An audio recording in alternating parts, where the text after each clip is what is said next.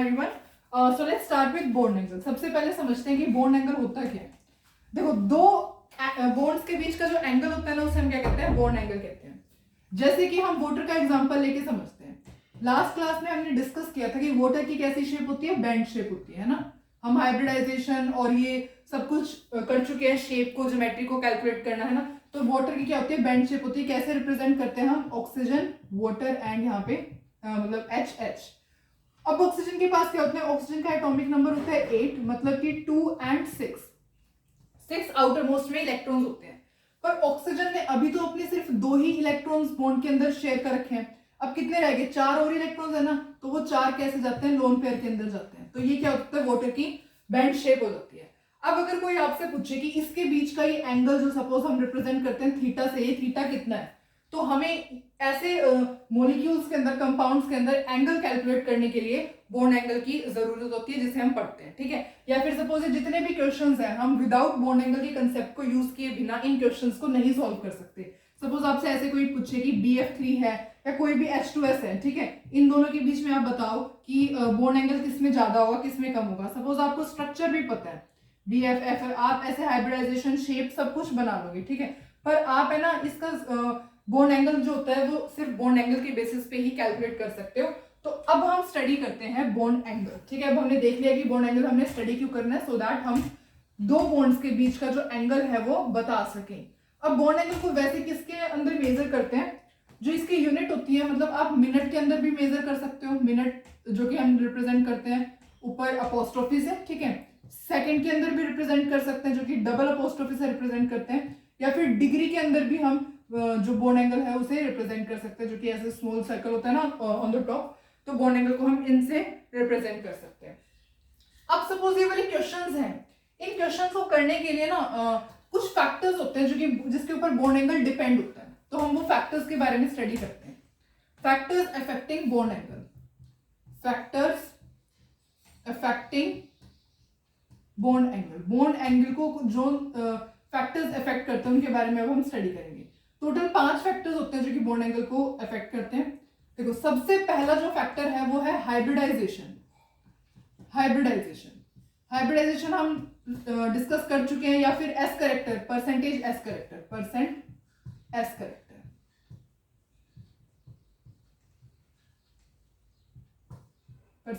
देखो, हाइब्रिडाइजेशन और जो परसेंट एस करेक्टर होता है वो डायरेक्टली प्रोपोर्शनल होता है किसके? बॉन्ड एंगल के। ऐसे लिख सकते हैं हम, हाइब्रिडाइजेशन और percent s character is directly proportional to bond angle. अब इसे अप्लाई करके देखते हैं। Is directly proportional to bond angle. देखो, हम सबसे सिंपलेस्ट एग्जांपल लेते हैं। सपोज कोई भी sp2 और sp3 है। sp2 sp3 हाइब्रिडाइजेशन है, ठीक है। इसके अंदर आप बताओ सबसे पहले कि परसेंटेज एस करेक्टर कितना होता है? परसेंट एस करेक्टर किसके अंदर सबसे ज्यादा है? देखो, इसके अंदर क्या है? 50% एस करेक्टर है। इसके अंदर 33.3% एस करेक्टर है। इसके अंदर 25% एस करेक्टर है। हमने पहले वीडियोस के अंदर ही कैलकुलेट करना सीख लिया है। कैसे करते हैं मैं दोबारा से बताती हूँ। देखो, जैसे 2 है ना, 1 s ऑर्बिटल p ऑर्बिटल, तो 100 डिवाइड बाय में 2 कर दो, 50% आ जाएगा। कितनी ऑर्बिटल है? 1 2 3, p की 2 और 1 s की, तो 100 को किससे डिवाइड करोगे? 3 से डिवाइड करोगे। कितनी ऑर्बिटल्स है? 1 2 3 4, p की 3 ऑर्बिटल्स और 1 s की ऑर्बिटल, कितनी होगी टोटल? 4। तो 100 को 4 से डिवाइड कर देना, ठीक है। तो इस तरीके से हम परसेंटेज एस करेक्टर कैलकुलेट कर सकते हैं ना। परसेंटेज एस करेक्टर आ गया। अब ये कह रहे हैं कि जो परसेंट एस करेक्टर होता है वो किसके डायरेक्टली प्रोपोर्शनल होता है? बॉन्ड एंगल के डायरेक्टली प्रोपोर्शनल होता है परसेंटेज एस करेक्टर। अब बताओ, आपको ऐसे कोई बॉन्ड एंगल पूछे तो परसेंट एस करेक्टर किसके अंदर सबसे ज्यादा है? 50% में है, तो सबसे ज्यादा बॉन्ड एंगल कौन सी ऑर्बिटल का होगा? sp का होगा, फिर sp2 का, फिर sp3 का। ये ऑर्डर कौन सा हो जाएगा? बॉन्ड एंगल का ऑर्डर हो जाएगा। कौन सा ऑर्डर हो जाएगा? Bond angle. तो देयरफॉर बॉन्ड एंगल का जो ऑर्डर होगा वो क्या हो जाएगा? सबसे पहले sp का, फिर sp2 का, फिर sp3 का, ठीक है। क्योंकि परसेंटेज एस करेक्टर सबसे ज्यादा किसके अंदर है? sp में है, तो इसलिए बॉन्ड एंगल सबसे ज्यादा किसका होगा? sp का, फिर sp2 का, फिर sp3 का, ठीक है। अब हम इसे एक एग्जांपल से समझते हैं। देखो, सपोज आपके पास, अब हमें पता लग गया कि हाइब्रिडाइजेशन या percentage S character is directly proportional किसके होता है? बॉन्ड एंगल के डायरेक्टली प्रोपोर्शनल होता है। अब एग्जाम्पल से समझते हैं। देखो आपके पास कोई भी जो है 3 कंपाउंड्स दिए हुए हैं। कौन कौन से कंपाउंड्स दिए हैं? सपोज आपके पास हम ऐसे लेते हैं, देखो sp हाइब्रिडाइजेशन वाला, sp2 हाइब्रिडाइजेशन वाला और sp3। sp वाला सपोज मैंने ले लिया BeCl2, sp2 वाला सपोज मैंने ले लिया BF3, sp3 वाला CCl4 ले लो या CH4 ले लो, ठीक है। अब इसके अंदर देखो, अब इनके अंदर हमें पता है हाइब्रिडाइजेशन BeCl2 की कितनी होती है? sp होती है। हाइब्रिडाइजेशन लास्ट वीडियो जो हमने last second I think video होगी, उसके अंदर मैं डिस्क्रिप्शन बॉक्स में उसका लिंक दे दूंगी, तो आप हाइब्रिडाइजेशन कैलकुलेट करना सीख सकते हैं। तो अभी हमें पता है कि BeCl2 BF3 और ये CH4 की जो हाइब्रिडाइजेशन होती है वो सब कुछ ये होती है। अब देखो sp इसका मतलब क्या है? परसेंटेज एस करेक्टर इसके अंदर ज्यादा है, इसका मतलब अब हमें ये तो पता चल गया कि बॉन्ड एंगल का जो ऑर्डर होगा वो क्या होगा? ये बॉन्ड एंगल का जो ऑर्डर होने वाला है वो ये होने वाला है ना। देखो हमने ये 3 कंपाउंड्स थे जिनको हमने बॉन्ड एंगल के बेसिस पे ऑर्डर में इंक्रीजिंग ऑर्डर के अंदर या डिक्रीजिंग ऑर्डर के अंदर बताना था। तो अब हमने क्या किया? हमने सबसे पहले BeCl2 की हाइब्रिडाइजेशन निकाली। हाइब्रिडाइजेशन डिस्क्रिप्शन बॉक्स में लिंक दे दूंगी, उसके बाद आप उस वहां से कर सकते हैं हाइब्रिडाइजेशन, जिसको नहीं कैलकुलेट करना आता है। तो BeCl2 की हाइब्रिडाइजेशन क्या होती है? sp होती है। BF3 की क्या होती है? sp2। CH4 की क्या होती है? sp3। अब हमें पता है, अभी हमने देखा ना हाइब्रिडाइजेशन या percentage S character directly proportional होता है बॉन्ड एंगल के। तो इसके अंदर हमें पता है कितना एस करेक्टर होता है? 50% एस करेक्टर होता है। इसके अंदर कितना एस करेक्टर होता है? 33.3% एस करेक्टर होता है। इसके अंदर कितना होता है? 25% एस करेक्टर होता है। जिस वजह से जो बॉन्ड एंगल सबसे ज्यादा इसके अंदर परसेंटेज एस करेक्टर सबसे ज्यादा इसके अंदर, देयरफॉर बॉन्ड एंगल भी सबसे ज्यादा इसके अंदर BeCl2 में, फिर देन BF3 में, फिर CH4 के अंदर, ठीक है। इस तरीके से जो है हम कैलकुलेट कर सकते हैं। और जो है इस बात का प्रूफ क्या होता है? देखो sp, sp2 और sp3। sp का मतलब क्या होता है? हमने स्टडी किया था ना स्टेरिक नंबर से कि जब स्टेरिक नंबर 2 होता है तो कैसी वो होती है? ज्योमेट्री, लीनियर ज्योमेट्री होती है। जब sp2 होता है तो क्या होती है? ट्राइगोनल प्लेनर होती है। ट्राइगोनल प्लेनर होती है। ज्योमेट्री की बात कर रही हूं मैं, शेप की बात नहीं। sp3 जब होती है क्या होती है? टेट्राहेड्रल। टेट्राहेड्रल, ठीक है। अब कैसे होता है? जैसे सपोज A है, यहाँ पे AB, ये कितने डिग्री का एंगल होता है? 180 डिग्री का एंगल होता है। ट्राइगोनल प्लेनर के अंदर कैसे होता है? B B B। हर एंगल कितने डिग्री का होता है? Each angle is of 120 degree. Tetrahedral के अंदर कैसे होता है? A B,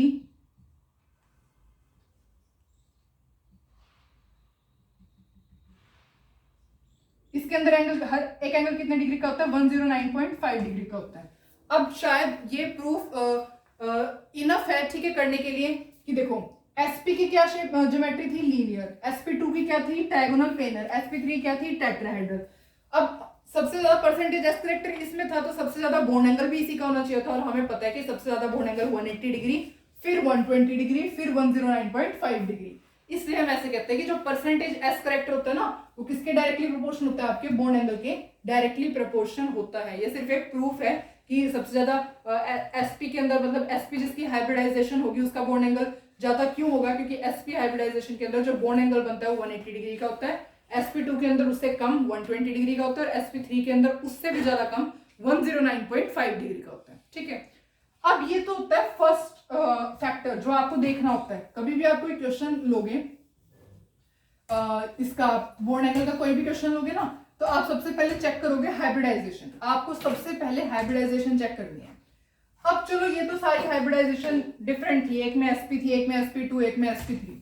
अगर हाइब्रिडाइजेशन सेम आ जाए तो हमें दूसरे फैक्टर के ऊपर मूव ऑन करना होता है, जो कि होता है लोन पेयर, ठीक है। लोन पेयर, अब हमें पता है लोन पेयर क्या होता है, जो कि नॉन बॉन्डेड जो इलेक्ट्रॉन्स होते हैं ना, उसे हम क्या कहते हैं? लोन पेयर कहते हैं। अब देखो जो बॉन्ड एंगल होता है ना, बॉन्ड एंगल वो किसके इनवर्सली प्रोपोर्शनल होती है? नंबर ऑफ लोन पेयर के। नंबर ऑफ लोन पेयर के जो आपका बॉन्ड एंगल होता है वो इनवर्सली प्रोपोर्शनल होता है। अब स्टडी करते हैं कैसे। एक एग्जांपल लेते हैं। देखो CH4 लिया, NH3 लिया और वाटर ले लिया। देखो CH4, NH3 और वाटर ले लिया। अब हम सबसे पहले देखते हैं इसकी, हम ना शेप बनाते हैं। CH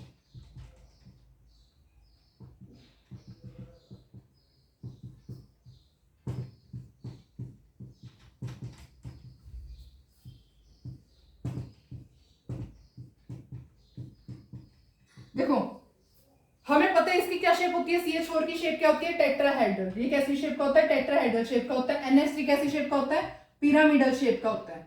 और ये जो आपका वाटर होता है वो कैसी शेप का होता है, बेंड शेप का होता है। हम बहुत बार लास्ट वीडियोस में स्टडी कर चुके हैं ये शेप, ज्योमेट्री कैसे कैलकुलेट करनी है, ठीक है। तो अब हमने ये देख लिया टेट्राहेड्रल, पिरामिडल। अब क्या हुआ, अब देखो इसके पास CH4 के पास आप देख रहे हो हमने ये कर दिया, इसका पूरा स्ट्रक्चर ड्रॉ कर दिया। अब आप देख रहे हो CH4 के पास तो कोई लोन पेयर है ही नहीं, NH3 के पास एक लोन पेयर है और वाटर के पास 2 लोन पेयर्स हैं। तो यहां से आप क्या देख रहे हो कि नंबर ऑफ लोन पेयर जिसके पास ज्यादा होंगे उसका बॉन्ड एंगल कम होगा। इसका मतलब इन तीनों को अगर आपको बॉन्ड एंगल के बेसिस पे ऑर्डर करना हो तो कैसे करोगे आप, सबसे ज्यादा लोन पेयर इसके अंदर 2 लोन पेयर है, इसका मतलब बॉन्ड एंगल सबसे कम इसका, फिर इसके अंदर एक है, फिर उससे थोड़ा सा बड़ा इसका, फिर इसके पास तो कोई भी लोन पेयर नहीं है, इसलिए सबसे ज्यादा बॉन्ड एंगल किसका हो जाएगा, CH4 का हो जाएगा। अब ऐसे होता क्या है, ऐसे होता क्यों है, bond angle is inversely proportional to number of lone pair. देखो वाटर के केस में समझते हैं, पहले ये समझ में आ गया ना आपको कि इसके अंदर कोई लोन पेयर नहीं है, इस वजह से इसका बॉन्ड एंगल सबसे ज्यादा है। इसके अंदर एक लोन पेयर है, फिर इससे बड़ा एंगल, इस जितने आपको नंबर ऑफ लोन पेयर ज्यादा होंगे बॉन्ड एंगल उतना ही छोटा होगा।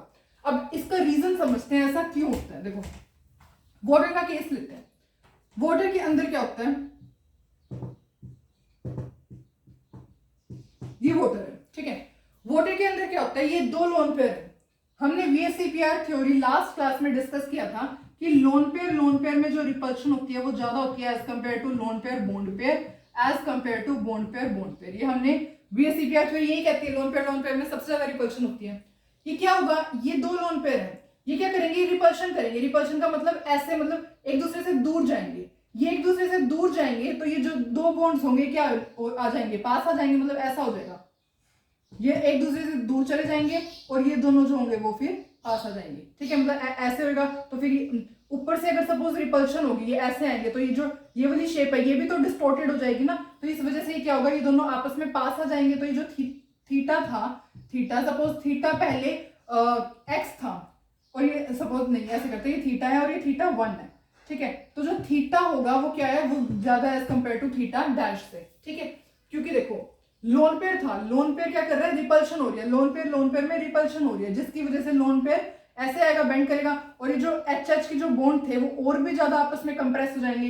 कंप्रेस होने की वजह से उनका जो थीटा होगा वो क्या हो जाएगा, डिक्रीज हो जाएगा, ठीक है। इस वजह से कहते हैं कि जो जितना ज्यादा फिर एंगल थीटा डिक्रीज का मतलब क्या है, बॉन्ड एंगल भी डिक्रीज किया, मतलब कि नंबर ऑफ लोन पेयर जिसके पास ज्यादा होंगे उस मॉलिक्यूल के अंदर लोन पेयर रिपल्शन उतनी ही ज्यादा होगी और उसका जो बॉन्ड एंगल होगा वो उतना ही छोटा हो जाएगा, ठीक है। इसका मतलब क्या हुआ, पूरा हमने अभी 2 फैक्टर डिस्कस किए हैं। सबसे पहले आपने हाइब्रिडाइजेशन देखा, फिर आपने लोन पेयर देखा। अगर हाइब्रिडाइजेशन सेम आता है फिर आप लोन पेयर चेक करोगे। अब सपोज कोई ऐसा मॉलिक्यूल आ गया जिसके अंदर लोन पेयर भी सेम आ गए, सपोज मैं PH3 ले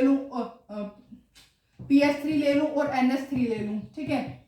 इसके पास भी एक लोन पेयर है और इसके पास भी एक लोन पेयर है। अब बताओ कैसे डिफरेंशिएट करोगे इसको बॉन्ड एंगल के बेसिस पे, ठीक है। तो इसके लिए जो है हम थर्ड फैक्टर पे मूव ऑन करते हैं जिसका नाम है electronegativity of central atom. Third,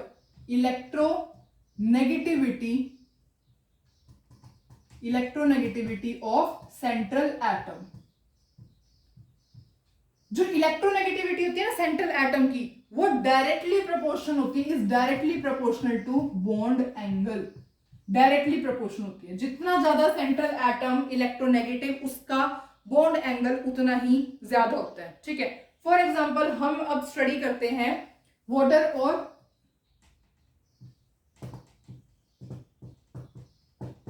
SH2 का केस, ठीक है।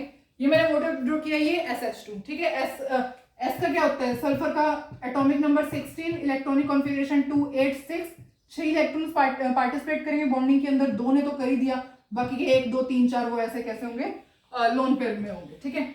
अब जैसे इसके अंदर है, अब आप सबसे पहले हम कैलकुलेट करते हैं। चलो हमें नहीं पता है कि थर्ड फैक्टर, हम पहले 2 फैक्टर्स निकालते हैं। सबसे पहले हाइब्रिडाइजेशन निकालोगे तो दोनों की सेम आएगी। हाइब्रिडाइजेशन कैलकुलेट करते हैं। देखो हाइब्रिडाइजेशन अगर हम कैलकुलेट करते हैं तो हाफ, पहले इसकी कैलकुलेट करते हैं।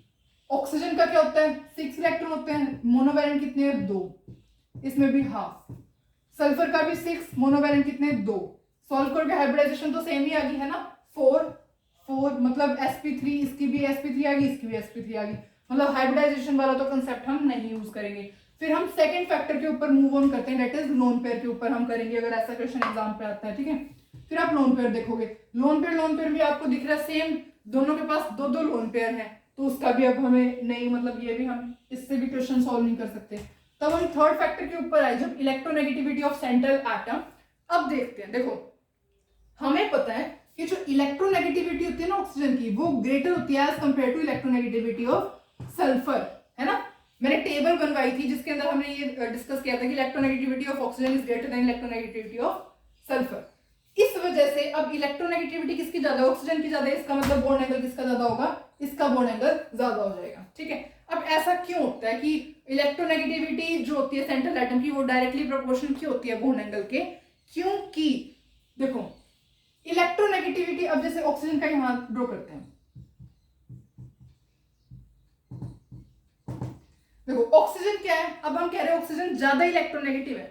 ज्यादा इलेक्ट्रोनेगेटिव का क्या मतलब है, ये जो दो इलेक्ट्रॉन्स है ना, ये अपनी तरफ अट्रैक्ट करेगा। अब ये इलेक्ट्रॉन यहां आ जाएंगे, ये दो जो इलेक्ट्रॉन होंगे वो यहां आ जाएंगे। ऑक्सीजन ज्यादा इलेक्ट्रोनेगेटिव का क्या मतलब होता है, मतलब कि इलेक्ट्रॉन्स को अपनी तरफ अट्रैक्ट करना, ठीक है। तो इस वजह से जो डिस्टेंस होगा बिटवीन बॉन्ड पेयर, जो बॉन्ड पेयर के बीच में डिस्टेंस होगा, वो क्या कर जाएगा, देखो डिस्टेंस क्या कर जाएगा, वो there will be high bond pair repulsion. Bond pair जो रिपल्शन होगी वो क्या हो जाएगी, इंक्रीज कर जाएगी ना। बॉन्ड पेयर रिपल्शन इंक्रीज कर जाएगी, जिसकी वजह से क्या होगा, आपका बॉन्ड एंगल भी क्या कर जाएगा, इंक्रीज कर जाएगा, ठीक है।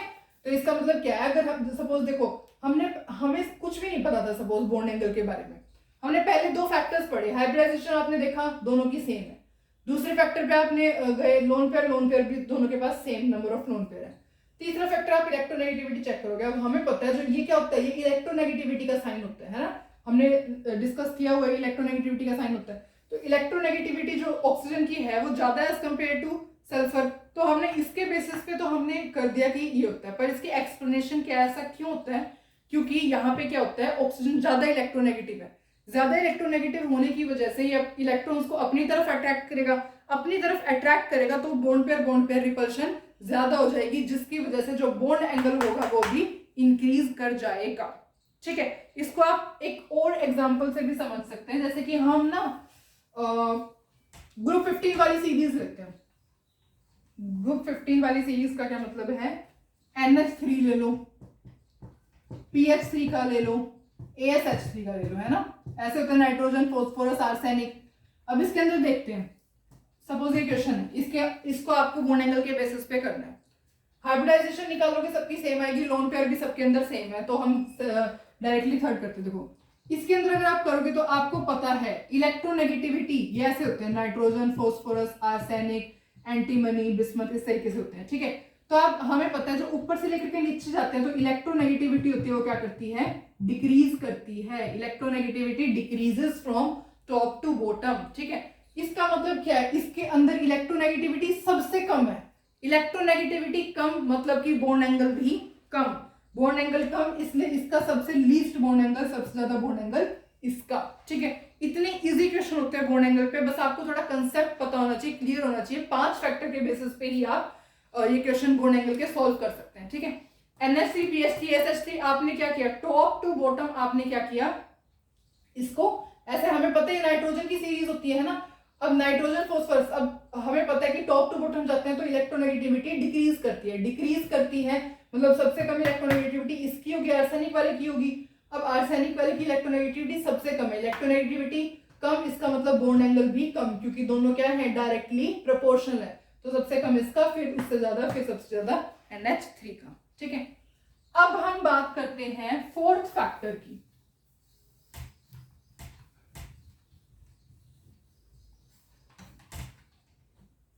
जो फोर्थ फैक्टर है आपका वो होता है इलेक्ट्रोनेगेटिविटी ऑफ साइड एटम, वो ना इनवर्सली प्रोपोर्शनल होती है बॉन्ड एंगल के। Electronegativity of side atom is inversely proportional to bond angle, bond angle की इनवर्सली प्रोपोर्शन होती है। देखो सपोज अब हम एग्जांपल लेते हैं कोई ऐसा, जैसे कि हमने OCl2 का एग्जांपल ले लिया और OF2 का एग्जांपल ले लिया। OCl2 को हम ऐसे रिप्रेजेंट करेंगे, शेप ड्रॉ करके मॉलिक्यूल के बीच का एंगल निकालना थोड़ा इजी हो जाता है, इस वजह से मैं हमेशा सबसे पहले शेप ड्रॉ करना प्रेफर करती हूँ। ठीक है, ऑक्सीजन जो होता है, ऑक्सीजन अब देखो इसके आप हाइब्रिडाइजेशन निकाल लेना, नंबर ऑफ लोन पेयर निकाल लेना, electronegativity of central atom he same है तो इलेक्ट्रोनेगेटिविटी ऑफ सेंट्रल एटम तो, पर यहाँ पे क्या हो गया, आपके पास साइड एटम डिफर कर गए। पहले यहाँ पे क्लोरीन है और इस वाले में क्या है, फ्लोरीन है। तो आप क्या करोगे, हमें पता है electronegativity of fluorine is greater than electronegativity of chlorine. Fluorine की इलेक्ट्रोनेगेटिविटी ज्यादा होती है एज कंपेयर टू क्लोरीन, और हमें पता है इलेक्ट्रोनेगेटिविटी ऑफ साइड एटम किसकी इनवर्सली प्रोपोर्शनल होती है, बॉन्ड एंगल की इनवर्सली प्रोपोर्शनल होती है। इसकी इलेक्ट्रोनेगेटिविटी ज्यादा, इसका मतलब क्या है, इसका बॉन्ड एंगल कम, बॉन्ड एंगल इसका क्या हो जाएगा, कम। ठीक है, तो इसका बॉन्ड एंगल कम हो जाएगा फ्लोरीन का। ठीक है, ऐसा क्यों होता है, वही सेम केस है। अब यहाँ पे क्या करेगा ये, जैसे ही वहां पे बॉन्ड पे रिपल्शन हो गया, फ्लोरीन है, फ्लोरीन अपनी तरफ अट्रैक्ट करेगा इलेक्ट्रॉन्स को, है ना, अट्रैक्ट करेगा यहाँ पे, तो क्या हो जाएगा आपका बॉन्ड एंगल। अब जैसे यहाँ पे इतनी अट्रैक्शन नहीं होगी क्योंकि फ्लोरीन ज्यादा अट्रैक्ट करेगा, क्लोरीन उसकी कंपैरिजन में थोड़ा कम अट्रैक्ट करेगा, इस वजह से यहाँ पर जो होगा वो बॉन्ड एंगल कम हो जाएगा OF2 के केस में एज कंपेयर टू OCl2। ठीक है, आप और भी एग्जांपल ले सकते हैं, जैसे कि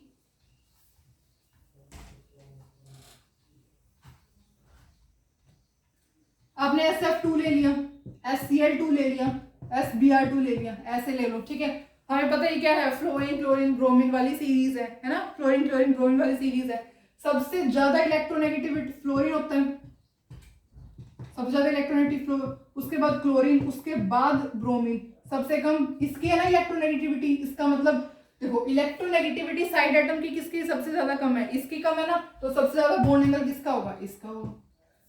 ठीक है, ऐसे होता है। So electronegativity is inversely proportional to bond angle. तो आप आराम से कर सकते हो ऐसे क्वेश्चन कि बॉन्ड एंगल जो होता है वो इनवर्सली प्रोपोर्शनल होता है इलेक्ट्रोनेगेटिविटी ऑफ साइड एटम के। अब हम लास्ट डिस्कस करते हैं जो लास्ट फैक्टर होता है, और उस फैक्टर का नाम है size of side atom. Fifth factor, size of side atom. जो साइज होता है साइड वाले एटम का, उसका क्या होता है, डायरेक्टली प्रोपोर्शन होता है किसके, बॉन्ड एंगल के, बॉन्ड एंगल के वो डायरेक्टली प्रोपोर्शनल होता है। ठीक है, फॉर एग्जाम्पल अब हम वही वाला केस डिस्कस करते हैं। यहाँ पे हमने वाटर ले लिया और यहाँ पे हमने OCl2 ले लिया। ठीक है,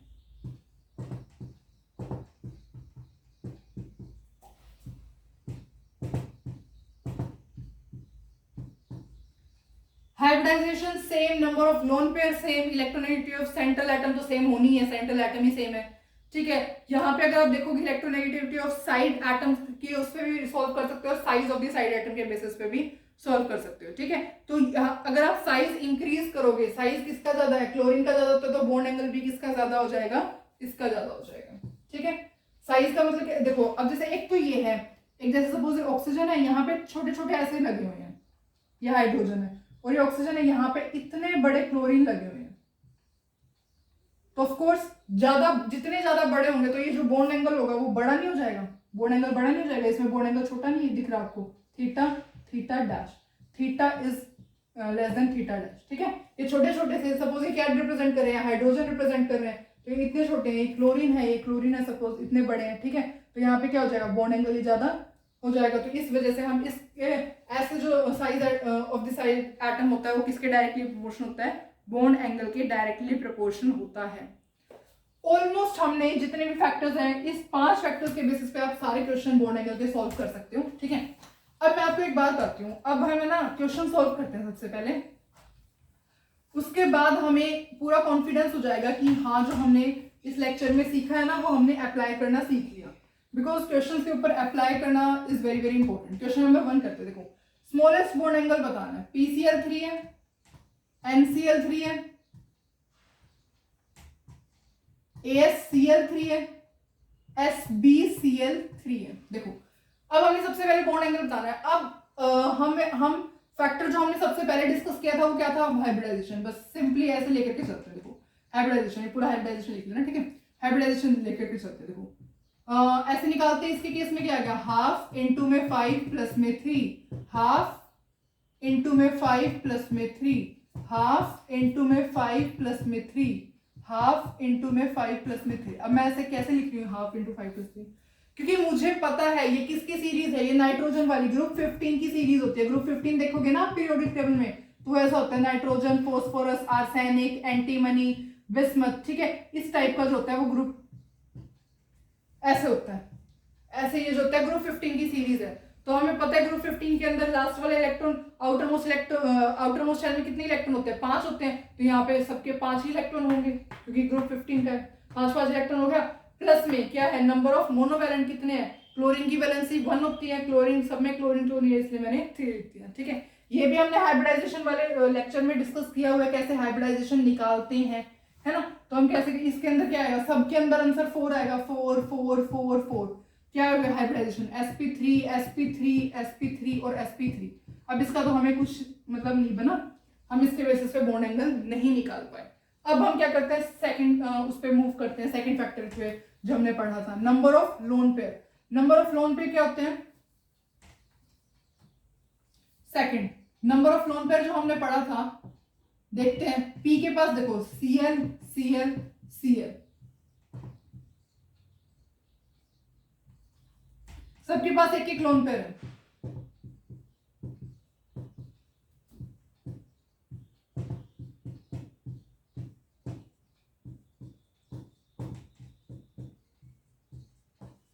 सबके पास क्या है, एक एक लोन पेयर है। ऐसा क्यों है, क्योंकि देखो फॉस्फोरस है, फॉस्फोरस का जो एटॉमिक नंबर होता है वो 15 होता है, इलेक्ट्रॉनिक कॉन्फ़िगरेशन 2 8 5, लास्ट में 5 इलेक्ट्रॉन आएंगे, 1 2 3 और 4 5, मतलब कि सबके पास नंबर ऑफ लोन पेयर भी सेम है। अब आप देख लो इलेक्ट्रोनेगेटिविटी ऑफ सेंट्रल एटम, अब ये आपको थोड़ा सा हेल्प कर सकती है,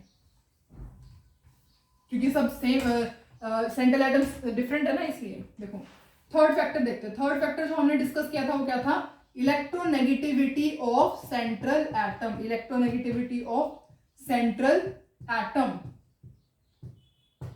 देखो नाइट्रोजन, फॉस्फोरस, आर्सेनिक और एंटीमनी ऊपर से लेकर के नीचे आते हैं। अभी हमने डिस्कस किया था इलेक्ट्रोनेगेटिविटी क्या करती है, डाउन द ग्रुप डिक्रीज करती है। सबसे कम इलेक्ट्रोनेगेटिविटी क्या होगी, किसकी होगी, इसकी होगी। मतलब कि ऐसे होगा, सबसे ज्यादा इलेक्ट्रोनेगेटिव होगा ये, फिर होगा फॉस्फोरस, फिर होगा आर्सेनिक और फिर होगा SbCl3, है ना। ये इलेक्ट्रोनेगेटिविटी का ऑर्डर हो गया। ऊपर से लेकर के डाउन द ग्रुप आते हैं, इलेक्ट्रोनेगेटिविटी डिक्रीज करती है। सबसे कम इलेक्ट्रोनेगेटिव कौन है, Sb3 है सबसे ज्यादा, सबसे कम इलेक्ट्रोनेगेटिव। और हमें पता है जो इलेक्ट्रोनेगेटिविटी होती है सेंट्रल एटम की, वो डायरेक्टली प्रोपोर्शनल होती है किसके, बॉन्ड एंगल के, directly proportional to bond angle. सबसे कम इलेक्ट्रोनेगेटिव ये, इसका मतलब बॉन्ड एंगल सबसे कम इसका, फिर उससे ज्यादा बड़ा इस, मतलब ऑर्डर ऐसे आएगा। ये ऑर्डर में नहीं है एक्चुअली, हम इसको देख लेते हैं। देखो यही लिख देती हूँ, NCl3 PCl3 AsCl3 और SbCl3, ऐसे आ जाएगा आपका, ये आंसर होगा। आपको क्या बताना था क्वेश्चन में, आपको बताना था smallest bond angle, smallest bond angle किसका है, SbCl3 का, ठीक है। इस तरीके से आप क्वेश्चन को सॉल्व करोगे। सेकंड जो क्वेश्चन है आपका वो ये, बॉन्ड एंगल के बेसिस पे आपको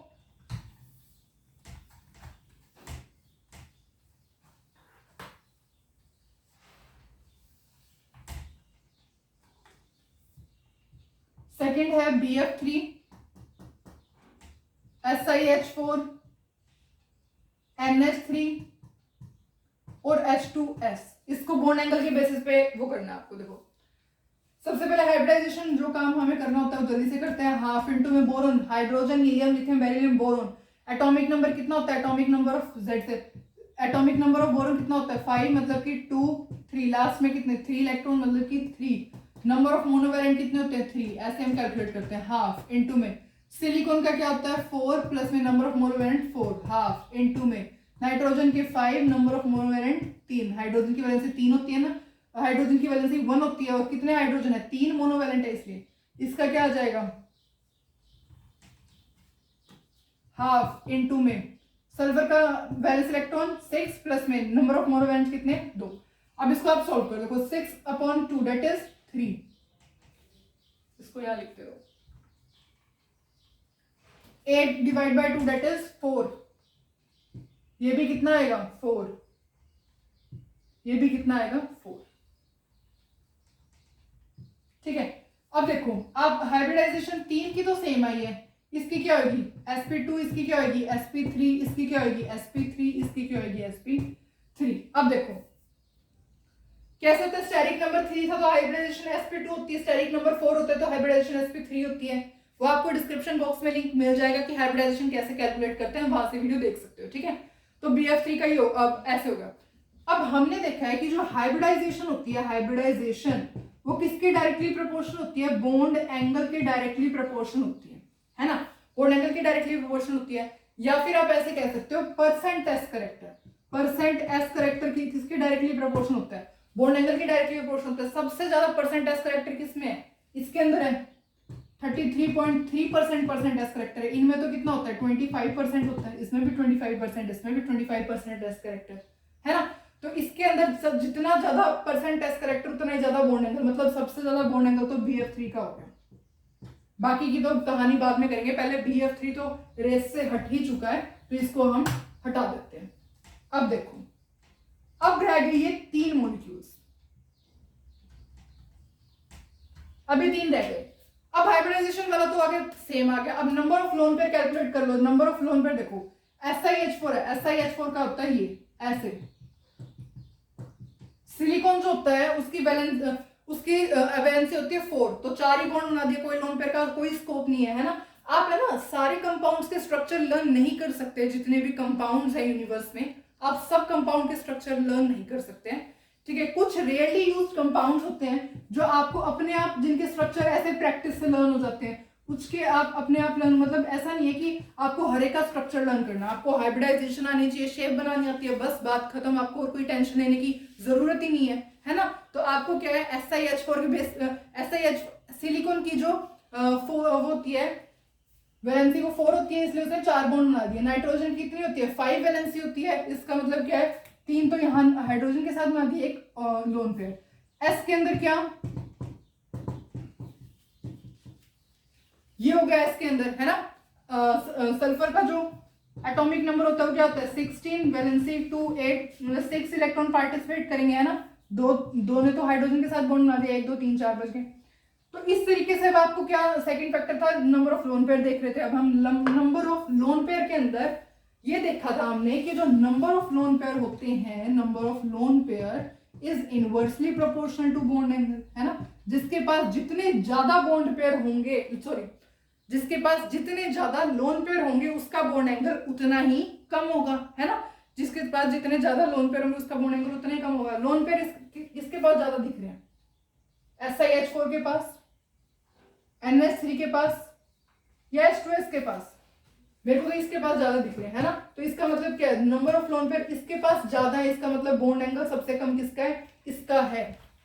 मतलब ऐसे देख लो BF3 यहाँ है और यहाँ पे क्या है SH2 है या H2S है, ठीक है। उसके बाद क्या है, उसके बाद ये आएगा NH3 आएगा, उसके बाद क्या आएगा SiH4 आएगा। तो ये जो है हमने बॉन्ड एंगल के बेसिस पे ऑर्डर बता दिया।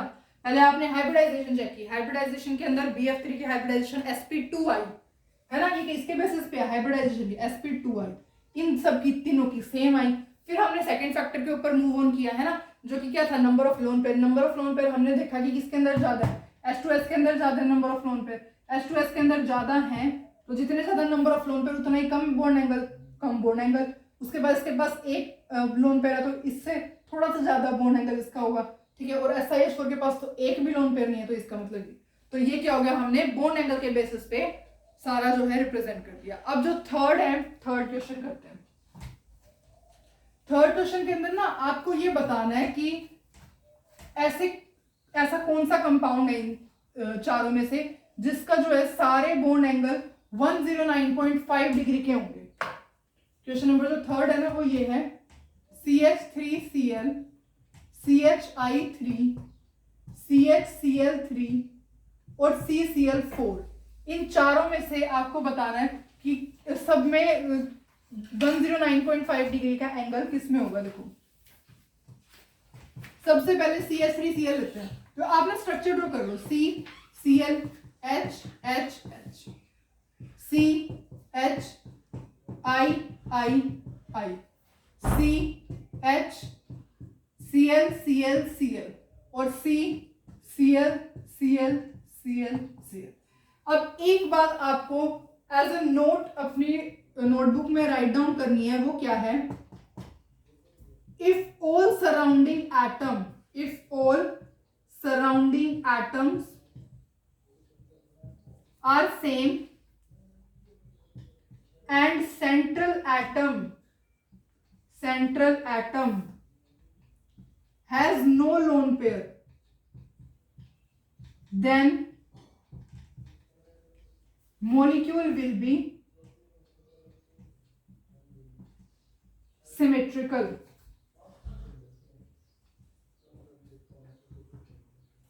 मोलिक्यूल कैसा होगा? सिमेट्रिकल होगा। ठीक है, देखो इफ जितने भी सारे सराउंडिंग एटम सेम होंगे, सेंट्रल एटम सेम होंगे और सेंट्रल एटम के पास कोई लोन पेयर नहीं होगा, तो मोलिक्यूल कैसा होता है? सिमेट्रिकल होता है। मोलिक्यूल कैसा होता है? सिमेट्रिकल होता है। ठीक है, अब देखो सिमेट्रिकल का क्या मतलब है? सिमेट्रिकल का मतलब है बॉन्ड एंगल्स वही होंगे जो होने चाहिए। ठीक है, bond angles are of regular geometry. कैसे होगी? रेगुलर ज्योमेट्री वाले बॉन्ड एंगल्स होंगे। ठीक है, अब देखो इसके अंदर क्या है? साइड एटम सेम नहीं है, इसके अंदर भी साइड एटम सेम नहीं है, एक तो हाइड्रोजन है बाकी सारे आयोडीन है। इसके अंदर भी क्या है? आपके पास साइड एटम सेम नहीं है, पर इसके अंदर क्या है? सारे साइड एटम सेम है, Cl है। तो और सेंट्रल एटम के पास कोई लोन पेयर भी प्रेजेंट नहीं है। इसका मतलब क्या है? ये परफेक्टली सिमेट्रिकल मॉलिक्यूल है। कैसा है? Perfectly symmetrical molecule. Symmetrical molecule का क्या मतलब है? इसके जितने भी बॉन्ड एंगल होंगे ना वो रेगुलर ज्योमेट्री, मतलब कि क्या है? इसकी जो हाइब्रिडाइजेशन आप निकालोगे तो क्या होगी? हाफ इनटू में कार्बन के आउटर मोस्ट में 4 इलेक्ट्रॉन प्लस में नंबर ऑफ मोनोवैलेंट कितने हैं? 4, दैट इज 8/2 दैट इज 4, मतलब कि sp3 हाइब्रिडाइजेशन आई है ना। क्या ये sp3 हाइब्रिडाइजेशन आ गई? अब इसकी sp3 के अंदर जो आपका बॉन्ड एंगल होता है वो कितना होना चाहिए? sp3i बॉन्ड एंगल कितना होता है? 109.5 डिग्री का होना चाहिए। इसका मतलब क्या है? जितने भी आप ये बॉन्ड एंगल मेजर करोगे ना, ये सारे कितने होंगे? 109.5 डिग्री के होंगे। इसका मतलब ये होता है, ठीक है, कि अगर जितने भी सराउंडिंग एटम सेम है और सेंट्रल एटम के पास कोई लोन पेयर नहीं है, तो जो मॉलिक्यूल होगा वो परफेक्टली सिमेट्रिकल होगा, मतलब कि सारे बॉन्ड एंगल्स रेगुलर ज्योमेट्री वाले ही होंगे। जो रेगुलर ज्योमेट्री के बॉन्ड एंगल्स होते हैं वो सारे के सारे होंगे। ठीक है, तो sp3 था, तो पर इसके अंदर ऐसा कुछ नहीं होगा। इसके अंदर एक बॉन्ड एंगल सपोज ज्यादा हो जाएगा, सपोज इसकी हाइब्रिडाइजेशन sp3 भी है ना, तो एक बॉन्ड एंगल 109.5 डिग्री से ज्यादा हो जाएगा, दूसरे वाला कम हो जाएगा, इस तरीके से होता है। पर ये वाला आपको जो है ये नोट में आपको बना के रखना है, because it is very very important. ऐसे क्वेश्चन एग्जाम्स में आ जाते हैं। ठीक है, अब हम चलते हैं लास्ट क्वेश्चन पर।